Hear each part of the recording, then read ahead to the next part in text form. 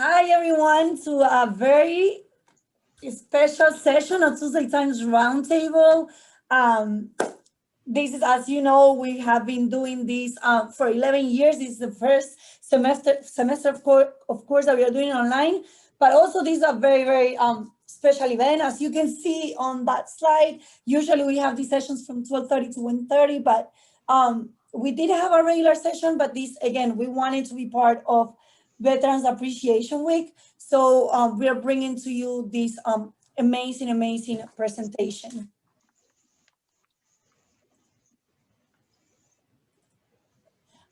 For those, sorry, I'm multitasking here, but for those of you that don't know, again, this is the Veterans Appreciation Week.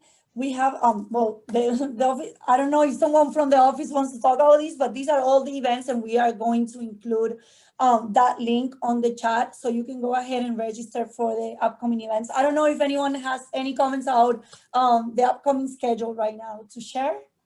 Sure, Florencia, I can jump in. Hi, Perfect. everyone. Anthony Teague, Outreach and Strategy Manager here in the Office of Engagement at FIU.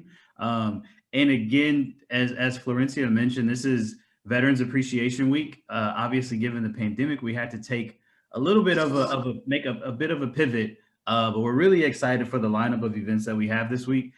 So obviously, we're well into Tuesday. Had an amazing session this morning on effectively marketing your military experience.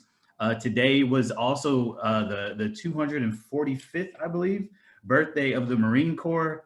So we had a birthday celebration for them this morning. And obviously we're here with Tomas, who will give a more in-depth introduction here in a bit, discussing advocating for veteran affairs or for veteran issues. Then tomorrow we have a memorial wreath placement ceremony for the Felsberg Memorial here at FIU. Thursday, we have a really special keynote speaker. Rear Admiral Yvette Davids is joining us virtually for a keynote address. And then we also have a FIU Cafecito chat with representatives from our VMA, SVA, and different veteran support services here on campus. And then Friday, we're launching something really cool. It's our first, what hopefully will become an annual tradition, veteran and military affairs virtual race, which will include a 1 mile, 5K, and 10K. So definitely check it out. You can see the link there, go.fiu.edu/FIU VMA virtual race. And we'll make sure to drop that in the chat. But yeah, get involved. Check out the link there. At the link you see there, the go.fiu.edu/VAW 2020. You can see all of our events for the week. So yeah, definitely check it out. Get involved. And so I have a couple of housekeeping items. Please mute yourself during the presentation. As you know, this Tuesday Times Roundtable, as all of them are recorded, you can later view it in our YouTube channel. We encourage you to use your camera, but again, it's not a requirement for participation. Just come as you are, as you feel comfortable. But feel free to share. There's going to be opportunity for a Q&A, but also feel free to participate and ask questions in the chat or voice them out. If you're a medallion student for this special event, you get 2 points of participation. Also, we have one more Tuesday Times Roundtable coming up next Tuesday, and that's the last for the semester. With that said, again, this is Veterans Appreciation Week, and today we have advocating for veteran issues from the Mission United, that is part of United Way of Miami-Dade. I wanted to say a special thank you to Dr. DeSantis from Student Affairs and Anthony Teague from the Office of Engagement, because they are really the ones that put all of these together. We are just the conductor, the channel here, and we are really thankful that you guys allow us to be part of this week. So with that, Anthony, I'm going back to you. Thank you. And without further ado, I just want to introduce someone that's become a good friend of mine, personally and professionally, Tomas Canela. He works as the manager of veteran services for Mission United, which is a component of the United Way of Miami-Dade. He's an Army veteran himself, did almost 4 years, including a tour as part of Iraqi freedom. So, someone that's been on the battlefield fighting for the freedoms that we're celebrating this week in particular and every day.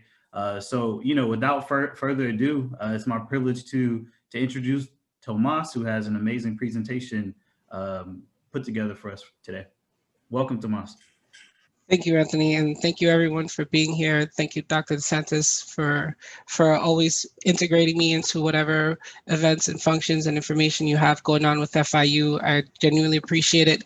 Mission United appreciates it, and we love being able to try to engage our veterans and reach out to them as much as possible. A little bit of information about myself before we start.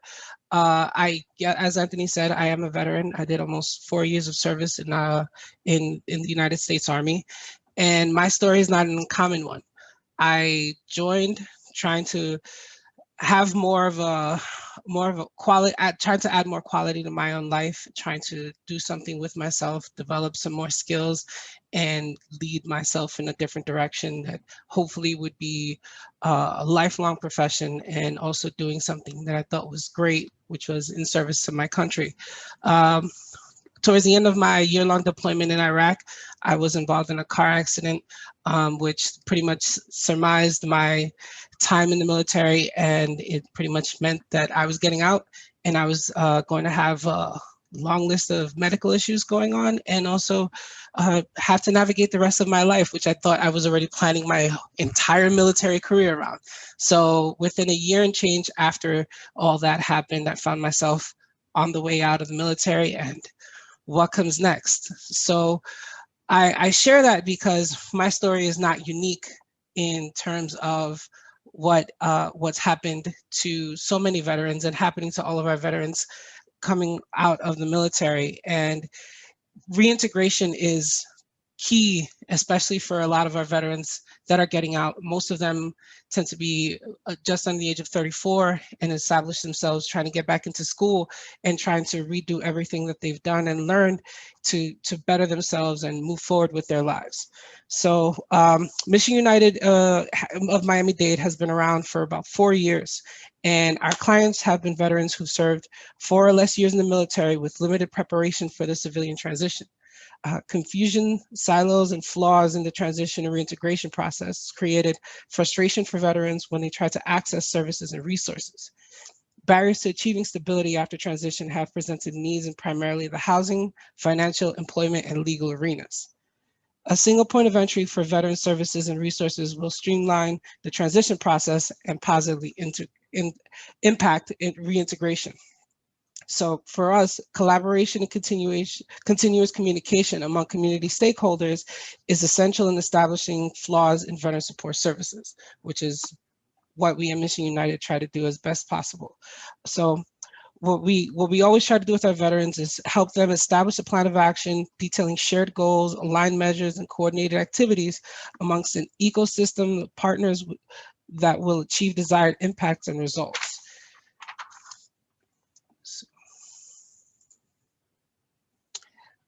So what we've done, as I stated earlier, Mission United was a program that was initially launched in Broward County in 2013 to address the major issues and challenges for transitioning service members and their families when they face reintegration and resocialization to civilian life.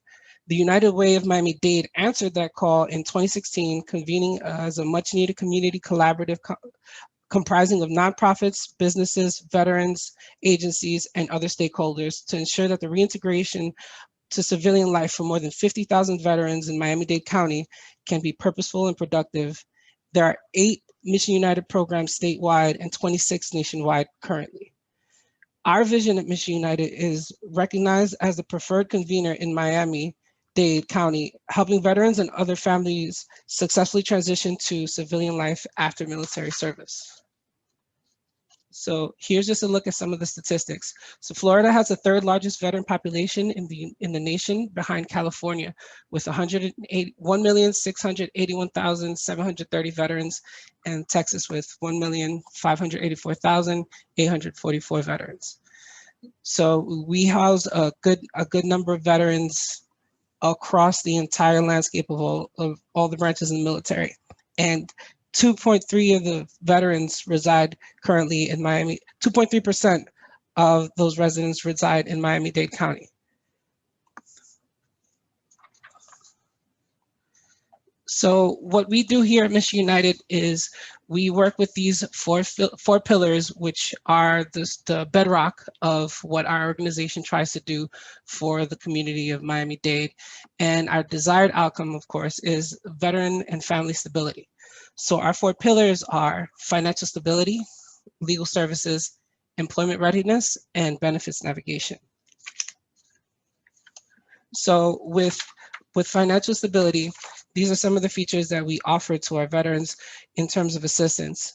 We offer one-time emergency financial assistance, financial coaching, financial education, credit counseling, debt management, free tax preparation, and home ownership assistance. So,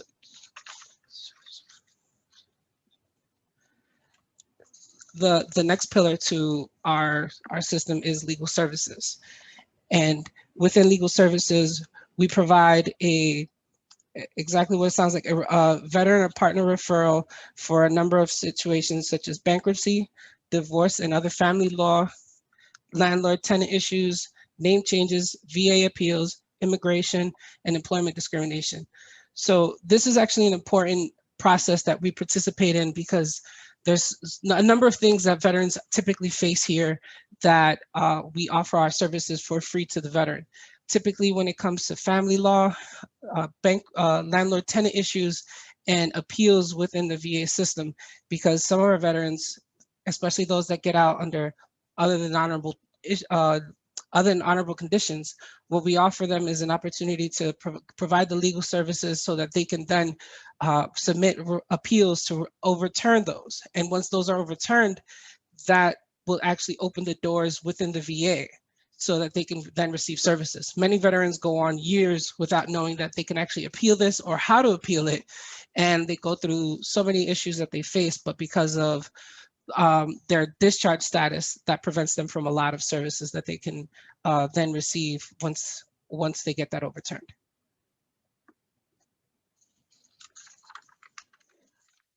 So another important part of our strategy is assisting veterans with employment. What we try to offer our veterans is assistance with resume writing and coaching. What we've actually been working towards is building a network of volunteers within our committee that are established in different parts of businesses that can actually offer as a type of a mentor to a lot of our veterans.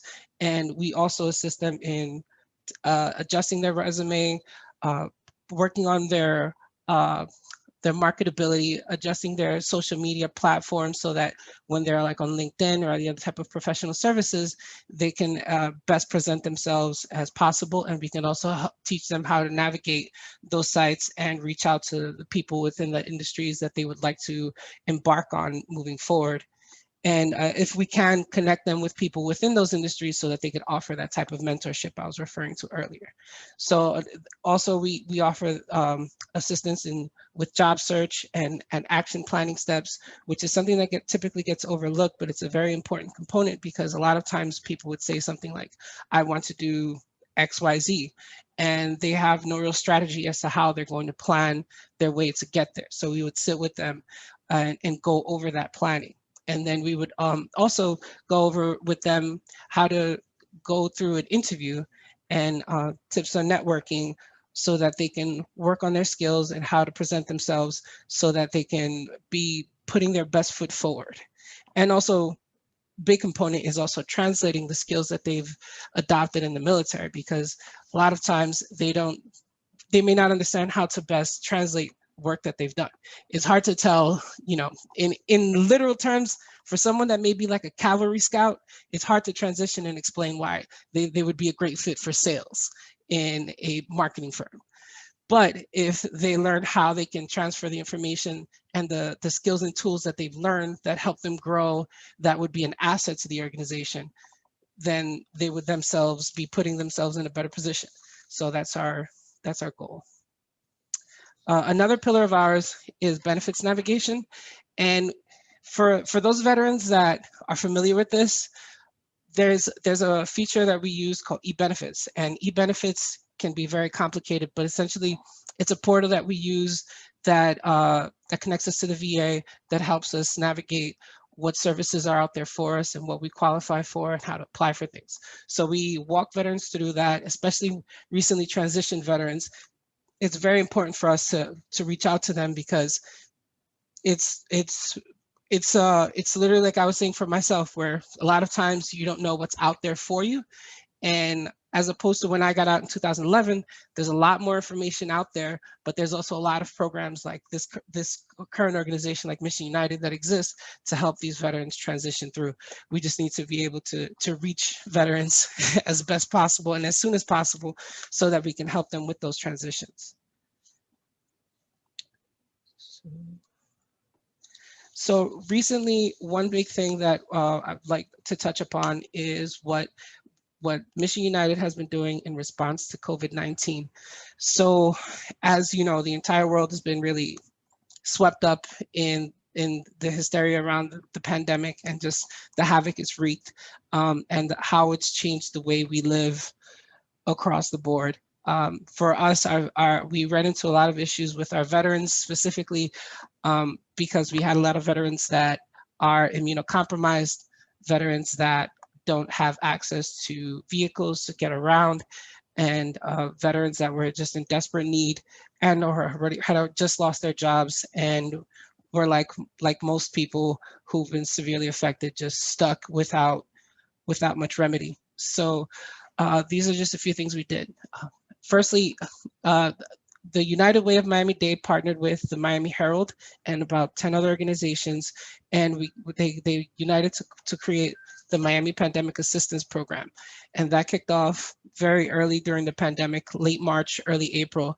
And we were able to collaborate with all these organizations to reach out across the county and connect with people who were in desperate need of this financial assistance. And we were able to help distribute well over $20 million from then to up until now of resources to not just veterans, but people within the community of Miami-Dade to help them survive. So we particularly were assisting with helping veterans, and then the need got so much that we were helping absolutely everyone that came across the board, just because it was such a universal problem. Another thing that we did, we were fortunate enough that we had a donor who donated a large amount of gift cards to Sedano's Supermarket.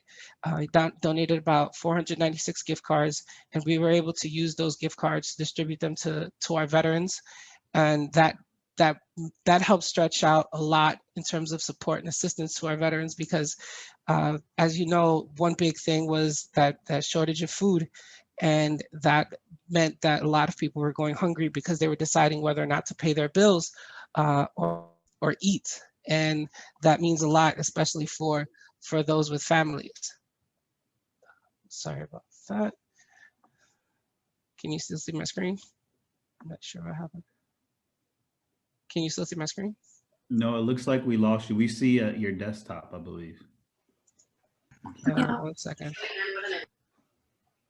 I'm not sure what just happened. While Tomas is doing that, just wanted to again encourage people, if you have any questions at all for Tomas, feel free to put it in the chat, or obviously we're in a meeting, so if you wanted to come off a video and unmute yourself, you can also ask Tomas directly. 1 second. Not necessarily. I also wanted to ask the audience how many, or if you can either like do a reaction or put it in the chat, how many of you are former military or in the military now? I would like to know.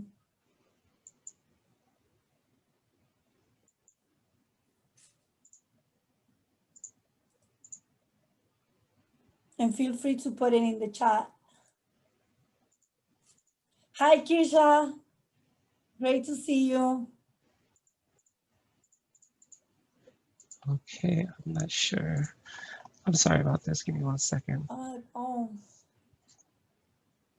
Well, first, thank you so much for your service, Tomas, and those that are writing in the chat. And I would like to hear from you while, organizations like this amazing organization that is doing all of these, and for veterans. I don't know, got me thinking from your end, or as a dependent, Lilian, what do you guys think? What good, like something that you may think is good for advocating for civilians like me, things that we can do for advocating for you guys or your families?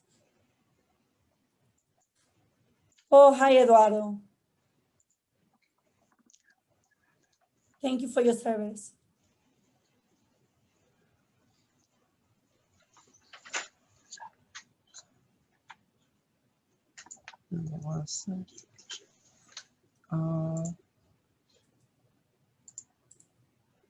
Just adjusting. It keeps coming up with this.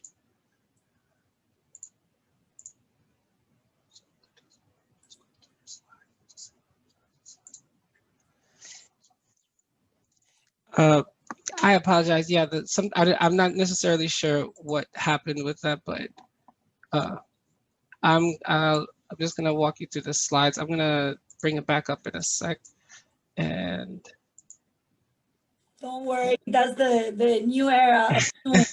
All of us. It won't. 1 second.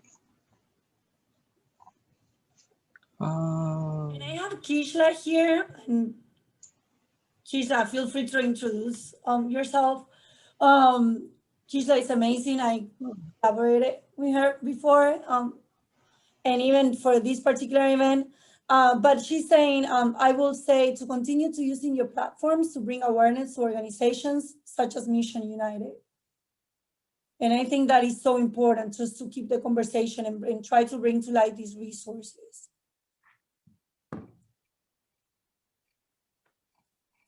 Thank you, Kishla.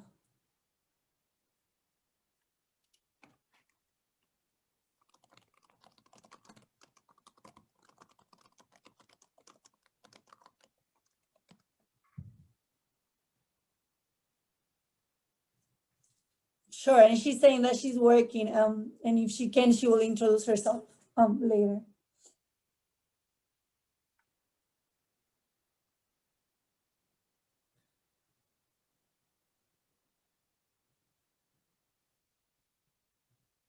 And I don't know if you guys seen, we have Eduardo Eddie Lombard, and he's served in Vietnam from 68 to 69.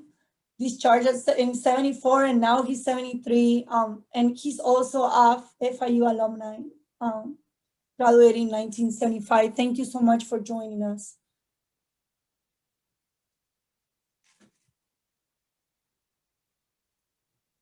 For some of our students that are on the chat today, just curious as to what appealed to you about this particular topic. What kind of brought, piqued your interest? Feel free again to drop it in the chat, or if you'd like to speak, you can unmute yourself.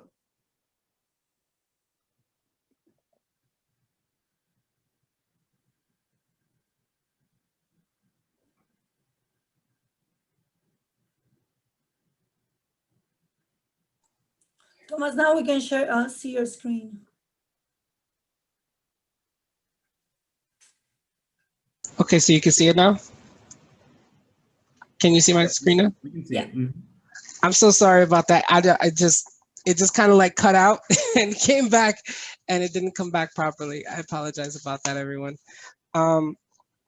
So yes, as I was saying previously, we were able to distribute the Sedanos gift cards and assist and keep our veterans by giving them several $100s at a time, so that they can provide for their families. And another thing that we did is we collaborated with an organization known as Redland Ahead, which is a nonprofit veteran-owned farm, where they were connecting to the community, and actually all across Florida, they created a network of farmers and helped develop a system to keep the farmers from not only losing their crops, but also losing the money that they were getting, that they would normally get from selling their crops. So we were able to partner with them and start providing a monthly resources of over 240 boxes of produce to veterans throughout the pandemic. Another program is we partnered with, as you see, the Miami Dolphins with this hot meals program that they had started, where they collaborated with another partner of theirs, Truist bank, and what they were doing was they were identifying communities and going out and distributing food trucks, paying food trucks and local restaurant businesses to provide meals for people within the community. So we were identifying our veterans that live in low-income housing and large areas like that, specifically for veterans. And we've been sending them out to these locations and getting them fed across Miami-Dade.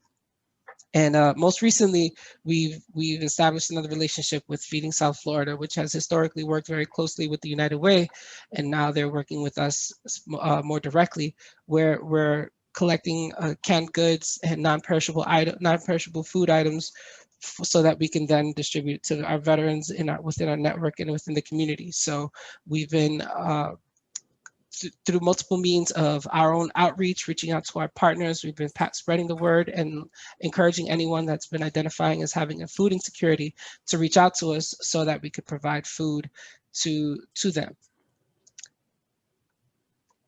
And on the next slide, if it would be so kind. Okay, once again, there it is. So here are some more events that we've been doing recently in terms of our outreach and our volunteer program. So what we've been doing, which is something that we've been doing historically within Mission United, is hosting Warrior Wednesdays. So quarterly, and when I say quarterly, our next event is to be held in the beginning of next year.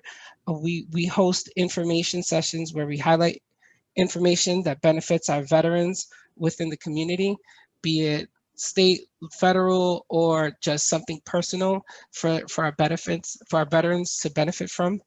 And topics have previously included creating moments of Zen, which was hosted most recently, and it was to develop tools, tips, and tricks to improving mental and physical health throughout this pandemic. It's keeping yourself mentally and physically healthy.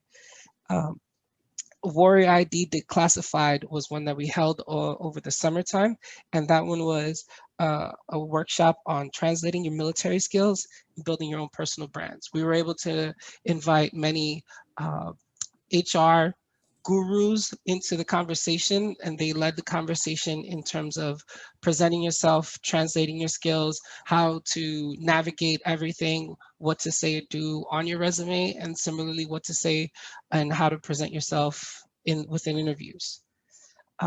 Another event that we just had this past weekend was the Warrior Moms Baby Shower with the VA and the Miami Dolphins. And this actually happened on November 7th at the Hard Rock Stadium. And it's an annual event that we do in partnership with the Miami Dolphins and the Women's Clinic at the Miami VA. And we were able to, it's in partnership with the Miami Dolphins as part of its Foundation of Food Relief Programs and Football Unites programs. It's hosted, it hosts a commemorative drive-through baby shower for 65 veteran moms from the Miami VA healthcare system at the Hard Rock Stadium. And with support from Just Bear Chicken and NBC Universal Telemundo Enterprises, the moms received gift baskets filled with baby essentials such as onesies, baby bathing kits, rash creams, and more. The festivities also included a raffle for a car seat, pack and play, a stroller, and other important items for their newborn. And it was a great turnout, and the ladies that work within my organization, including my director, Laura, they led it, and it was an amazing turnout and a lot of fun, even though we had this torrential downpour heading our way. So hats off to them for sticking through the rain. Also, we had recently Progressive Keys to Progress, which is where every year Progressive identifies 2 deserving veterans whose lives would dramatically be impacted by having a vehicle. So Mission United was fortunate enough to be able to nominate a reservist who's part of a medical unit within the U.S. Army Reserves here in South Florida as one of the 2 recipients.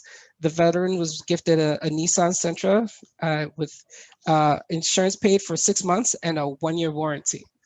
So we do more than just offer volunteer opportunities. We do a lot of outreach and try to give back as much as possible. And lastly, of course, the Operation Food Drop, which is what we've been calling our operations when we've gotten together to collect food and distribute it within the veteran community. We've been doing this since the pandemic started, just because we've identified the need and the importance of everything. But it's not typically within our wheelhouse. So it's been exciting and challenging navigating these waters, but it's been a lot of fun and very much worth it. So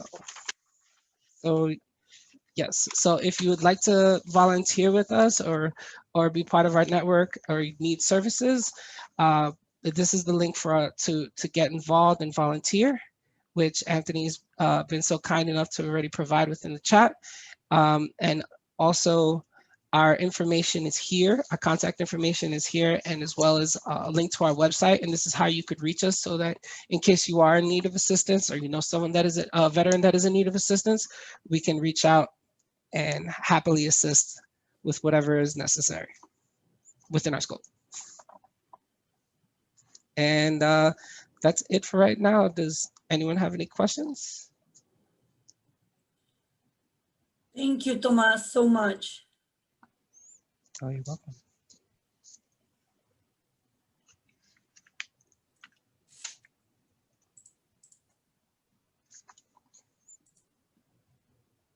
Hi there, Greg Anderson. I work at FIU. I'm a staff member. I don't really have any questions, I'm sorry to say. It's just no one else is speaking. And I'm pretty much here just to offer support. I think this is either my first or second Veterans Day as a citizen. But of course, I'm from South Africa, and my brother served in the military. Both of my brothers, actually, one in the Air Force, one in the Army. Don't know how much fun they had. I don't think it's a particularly fun job. I imagine your brother in the Air Force had a lot more fun than your brother in the Army. Well, he was actually in the Air Force Fire Department in the middle of nowhere. So he claims he didn't have as much fun, but I think it was a lot better than my brother in the Army. Chances are it was. Anyway, I really just wanted to show my support, for people across the years and stuff taking up arms in defense of democracy and trying to be the good guys. So, and you haven't always had the support, from all sorts of people. I'm not trying to make this political, but yeah, it's a horrible job, and it's a thankless job. And really to those who are still to come, those who've already gone, and those who are still here, thank you, and hang in there. Thank you, and thank you for your support, Greg, and thank you to your brothers who served in the service. So to touch upon your question, there was a period in time where it was a very hot topic to be involved with the military, namely around Vietnam and shortly after Vietnam, and the reception that veterans received. And after that, it was pretty much like it's been made an important mission to rewrite a lot of the wrongs that had happened previously to veterans, especially as they come back from war. So as time has passed, especially post 9/11, there's been a lot of awareness and support, not just from the government, but also from the community at large. The embrace of veterans has been resounding 180 from how things were back in Vietnam. So even as things have gotten political, there still is understanding, some love and respect for the people who put on the uniform, not necessarily what may be going on. And that's also something that was taught as, like, when I went in, it was more so, making sure you go in with the intentions of supporting and protecting your brothers and sisters in uniform to your left and right, and ensuring that you carry the uniform with dignity and with pride, and you act as such at all times. So those are things that they really drill into you, and make sure that whatever you're doing, it's with the best of intentions, and it's within a humanitarian effort. I hope that answered your question or statement you had. As I say, I don't even know if it was a question, but, but thank you. Yeah, I think that does answer it. Thank you. You're welcome. Thomas, we have another question. He says, can you describe some additional ways in which FIU students can get involved in the community to support veterans? Yes, absolutely. So I know that Dr. DeSantis leads the FIU Student Veterans Organization there. We consistently put out our information in terms of what we're doing. The administration at FIU is very much engaged and involved and has been trying as best possible to keep their veterans afloat and aware of everything that's going on. So being connected to the resources and information we put out, whether it be from the county, whether it be from us or from other organizations, they can definitely go into our website. They can go to our Facebook. You can contact us directly to reach out to see how you can volunteer, how you can get involved, and by all means, we welcome it. Thank you. And Dr. DeSantis put in the chat, please follow FIU VMA and SBA FIU on social media. So you can stay, informed about events and things happening. So again, FIU VMA and FBA FIU. Can you hear me? Eduardo. Eduardo, go ahead. I don't have a question. I just want to congratulate everybody at my age. I have something very short to say. Why I'm here is because I want to give the world to all the veterans. I have no complaints. 53 years ago when I came back from Vietnam, I'm not exaggerating, the only thing that was available was the famous money to go to school, period. That's it. The reason I didn't go to the wayside, I was 50 years ago very fortunate to meet this lady called my wife. She's very spiritual, and that's why I didn't go by the wayside. I'm not a difficult person, but she made me spiritual. I thank her. So the combination of her and my awareness, now I'm learning a lot from everybody, and I'm passing it on to anybody that has a question or wants to accept my direction where to turn to for further information and services. Thank you very much for the short time you offer me. Thank you, Eduardo, for your service and for the information. Tomas, it looks like we have another question from the audience. The question is, could you touch on what healthcare, both physical and mental, looks like for veterans? So that's a bit of a open-ended question, but I guess from my own experiences and from the work that I do, and I'll touch on it as best possible. So in terms of healthcare, it's always very important to identify and make sure that you, like when you go to the doctor, of course, you let them know of everything that you have going on. There's a battery of questions that they'll ask you in terms of how you're feeling physically or mentally. As soon as those things get identified, it's very important that you follow up. What the VA does is the VA definitely follows through with that. If you identify as having certain concerns, either physical or mental, they'll help you schedule those appointments so that you can go and get seen by those specialists. It may vary, and it may be something that could be a bit more challenging for some veterans than others, because what happens with many veterans is that what they were separated for in terms of being able to get seen for that without having to come out of pocket, it needs to be something that was highlighted on their medical records when they got out of the service. And it's not that they necessarily can't, however, there needs to be a trail of information highlighting that these experiences are not uncommon, and you can get seen at the VA for everything, but if it's attached to what you were separated for, or there's a history of it within your records, then it's something that you could be seen at the VA for with no real cost to you. Hope that answered your question.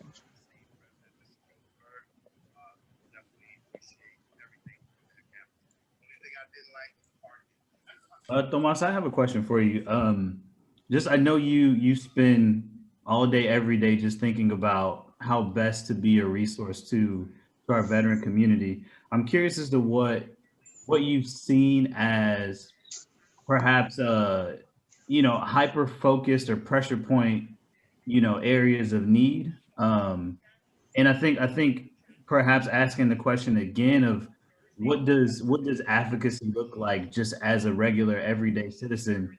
Is it contributions to Mission United? Is it physically getting involved? How can we plug into those kind of pressure point issues or needs that you're identifying?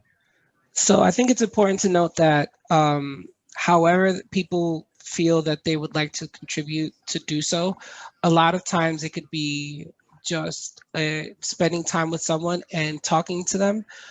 For example, most recently, I was in contact with a veteran who reached out to us because he expressed being in a lot of need due to having an insecurity around food. So I was trying to connecting to resources related to food. Through the process, I found out that he had been experiencing hardships because he'd been working construction for 25 years since he got out of the military, but he was trying to change his professional life because he couldn't do the construction much longer. He's in his late 50s, getting into his 60s. With that being said, he also had been turned away from a lot of services from the VA because he had an other than honorable discharge. So immediately I was able to submit a referral to him for legal services so he could start the process of overturning his discharge. I reached out to him and I made sure I connected him with resources within the community and within the county regarding getting financial assistance due to having hardships throughout COVID that were available to military and also to the community, but these programs are particular to military veterans. Also, I connected him to our network with our internal network that identified him as having a food insecurity. And I also just sat and talked to him, found out that he had started a program to get into medical records, billing and coding, and he started in January, and he was towards the end of his training, and he actually had to cut back the hours that he was working full time so that he go to school. Doing so, he compromised how much he was earning and it put him in a bad spot. However, he was just really trying to finish. And he told me actually yesterday that, I was the one person that spent time talking to him, encouraging him not to quit, to stick with it. And I just spent some extra time talking. Sometimes it could just be just talking to someone. Another time it could be a conversation. He came to me about food and I identified how in 4 or 5 different ways we could actually provide support. And I just talked to him. So if it's donating time, it's donating resources, it's donating if it's donating goods or anything, I would encourage you to like people are suggesting now, reaching out to organizations like ours, connecting with in the local organization at FIU. There could be some veterans that probably are experiencing some hardships. One thing that may be plaguing a lot of student veterans that people may not know of is that for many student veterans, their only source of income comes from that post 9/11 GI Bill. And throughout this times that they're not in school, they may be either working part-time jobs or not really working at all. Around those times, they're not receiving any financial support for going to school. And due to everything that's happened with COVID, that pushed back a lot of what was happening in terms of the Department of the Treasury releasing the resources to pay for students, for veterans to go to school and to give those resources to veterans so that they have their living stipend. Buying their books, paying their rent, the resources to be able to purchase food and survive. Those resources have been withheld for a lot of people right now. So they're probably now in November, things have calmed down, people have started getting paid, but there's probably a very scary period of time for a lot of your students that didn't know what they were going to do. Or at the beginning of all this, especially during the summer, they didn't know how long this was going to last and how this would affect them. So outreach and connecting to your student veterans, letting them know, support like what's been happening, of course, and making sure that they stay connected and don't, come into themselves, and make sure they communicate with one another or with other people, whoever is in their lives, and keeping them engaged. Wow, thank you, Tomas, for that information. I wasn't even aware. Thank you so much. We have one more question here. And he says, this is from Elena, from your own personal opinion, do you think the training affects your mental health? Not necessarily. It well, yeah, that is, I guess it is personal. So in my own personal experiences, there are things that I was taught to do in certain instances, and like everything, when you practice, it just so happens that in circumstances that they teach in the military, those circumstances tend to be life or death, and you know, you're in harm's way a lot. So the chances and the possibility of something happening can be greater. So it's less so just the training, more so just the stressors that a person can put on themselves or an environment can.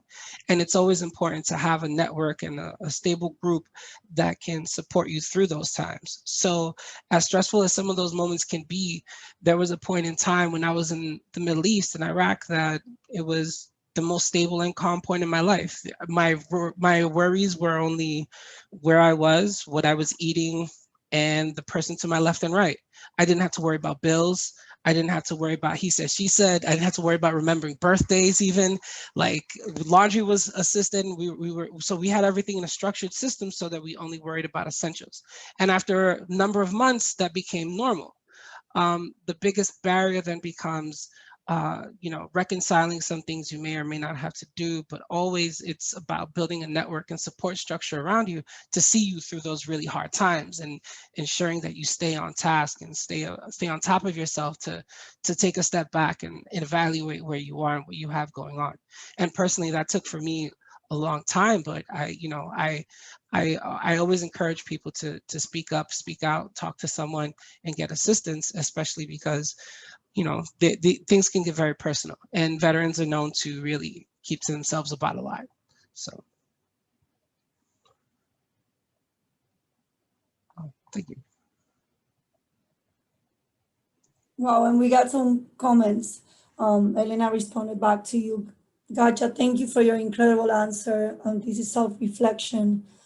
And then seeing really Absolutely. all the extra stuff you have to deal with back home in perspective. And that is true. Like, I never thought about, like, even the comment you said of having everything structured and how that all of the sudden changed. Here we are, like, trying to adapt to COVID 7 months later, and you guys went through that or go through that in a Lockdown is very familiar. Lockdown is a very familiar feeling. Oh, no one gets to go outside. That's all right. That's nothing new. No one gets to have fun. All right, nothing new. You know, so that part isn't too bad. Question from Laura: transition barriers can occur years after leaving the military. Yes, absolutely. Transition barriers can occur years after leaving the military.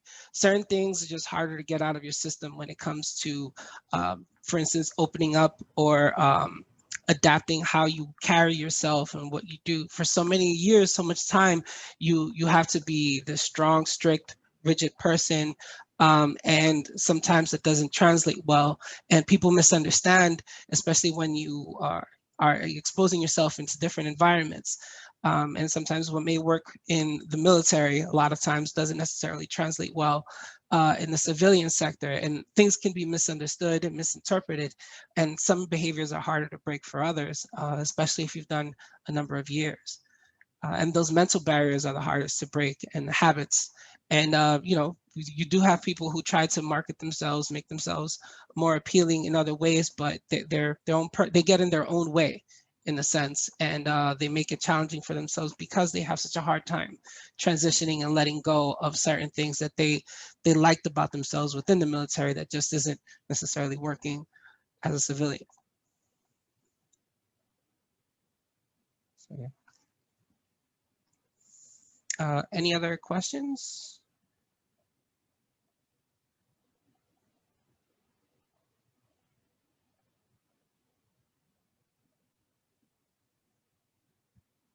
If anyone wants to share thoughts, experiences or thoughts. Yeah, I'd like to hear from maybe another veteran in the chat, what their experiences have been like on FIU campus. what they've been happy to do while at school and what's going on, if possible.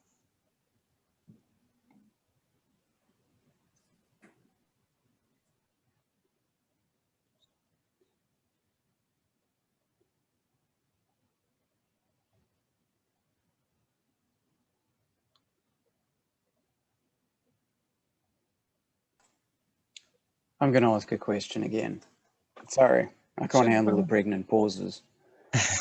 Some people are comfortable, but not me. So my older brother, I have this kind of belief that he has a type of post-traumatic stress disorder. This has never been diagnosed, and he will not seek help. He's just one of those people, he doesn't really want help with anything, more often than not. He's never really spoken to me about the things that he saw. I don't know if there's a way that I could get him to speak. I don't know if it's better to ask these guys if they can speak about it, or if it's better just to leave them be until they're ready. Do you have any ideas about that?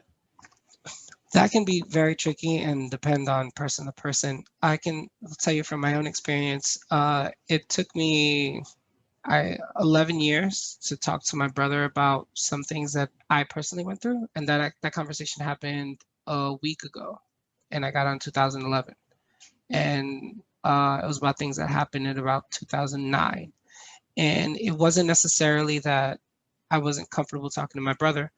You know, he's my best friend. It just so happens that personally, you know, some people just hold on to things and they don't feel comfortable. For some veterans, it's a matter of, it's not necessarily just a point of pride or contention. It's a lot of times you don't want to put worry onto your family members. You don't want people to look at you, and that's something that veterans do face. They don't want people to look at them with pity or any type of sympathy. We're not really asking for that. So it may be just a personal point of contention for your brother that he doesn't want it to change or affect the nature of the relationship that he has with you.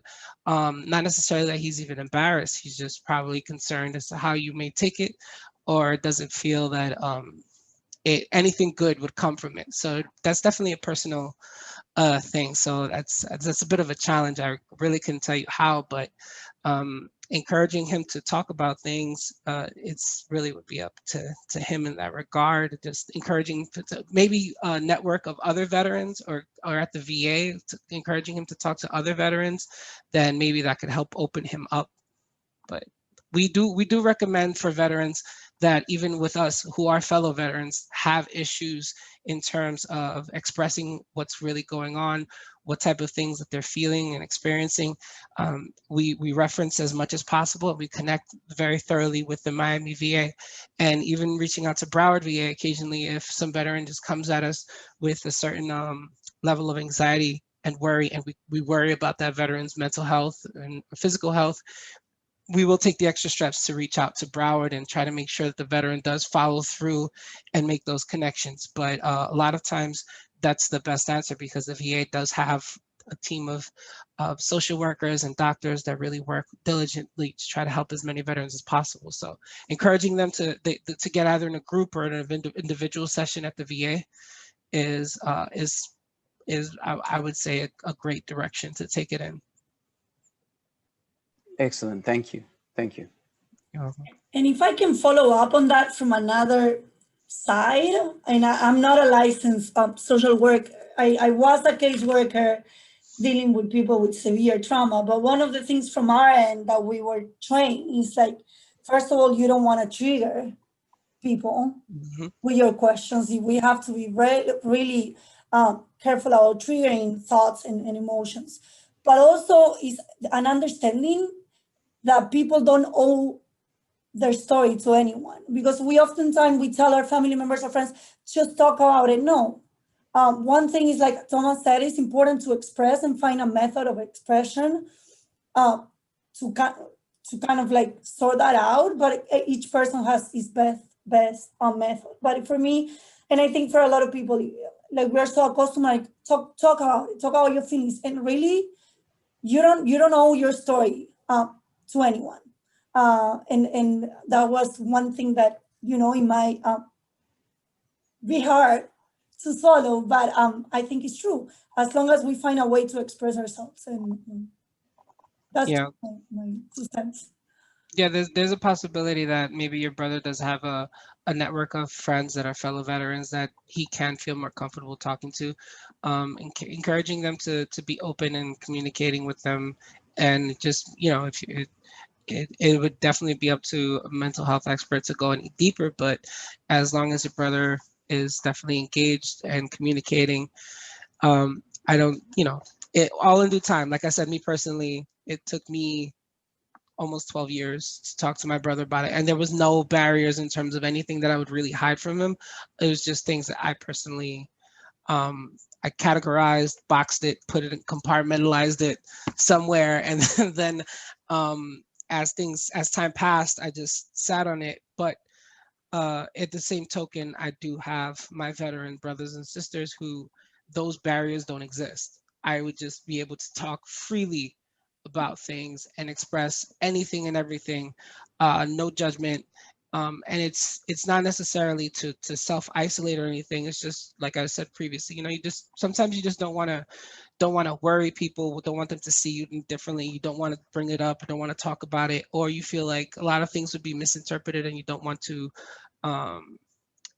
to hurt anyone's feelings or bring anyone down, change the mood. You just don't want to pull anyone down in any way, shape, or form. So it's just, sometimes it's just being mindful and not necessarily being guarded and being standoffish.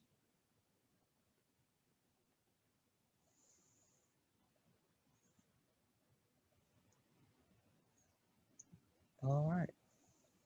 Thank you, Tomas, so much. We have 2 minutes, and we have a comment on the chat. Please put your final comments. Thanks, Thomas, great job, and thank you for continuing to serve. Thank you, FIU, for your support of our student veterans. And I follow up on Laura, and I wanted to say to everyone from, you know, SBA, Student Affairs, the Office of Engagement, if you want to say anything for the upcoming events or whatever you want to say, but I, for one, on behalf of the Office of Global Learning Initiatives and all of our students, we want to thank you for not only your service, but bringing this into light, these type of conversations and these type of events. And thank you so much for letting us be part of this week. Oh, thank you. And thank you for your assistance. And thank you for the platform to do this. As Anthony and Dr. DeSantis know, I try to keep engaged and know what's going on with the students at FIU and how we can help them. So if anyone's interested in volunteering or need any services, please feel free to reach out and we'll be more than happy to connect, like I said earlier. And thank you all for your time today. And I hope you continue to be safe as these storms keep coming and this March never ends. It's just been one 9-month-long March. Tomas, I just wanted to add a thank you on behalf of FIU. You know, I think it's ensuring that FIU is a community that supports our veteran students and their families. Our alumni is something that FIU takes very, very personal and really commits itself to. And, you know, Tomas, you're an extension of that. And so just want to thank you for all the insight, for all the information. Encourage everyone that's on the chat or on the in the meeting with us, you know, go to that link that Dr. DeSantis just dropped in the chat. Check it out. We have a mixture, like I said earlier, of really fun events, but also some informative and reflective kind of appreciation opportunities for our veteran community. So yeah, just again, on behalf of the whole team, Florencia, thank you again for the platform, you know, to invite Tomas on. And yeah, that's all for me. Dr. DeSantis, did you want to say anything before we close? Thomas, so yeah, I definitely want to thank you for speaking to all the students that are here today. I'm very impressed with the number of non-veteran military students that are here in the audience today that really want to learn more about how to better support our FIU veterans and the community. So I'm grateful that we had 30 plus people here today doing that. I know there's some of our staff that are here as well, and we greatly appreciate your support. Please continue to join us through the site that I put in there with the rest of the events that are going on. You know, we have a bunch of events still going on the rest of the week, but I want to thank Anthony and Florencia and the SVA at FIU, who've been a great partner with us throughout this. And yeah, it's great to see so many students engaged in this conversation. So Tomas, thank you so much on behalf of the institution, like Anthony stated. And I'm just grateful for everything everyone's doing to help support our FIU veterans. So thank you, everyone. Stay safe and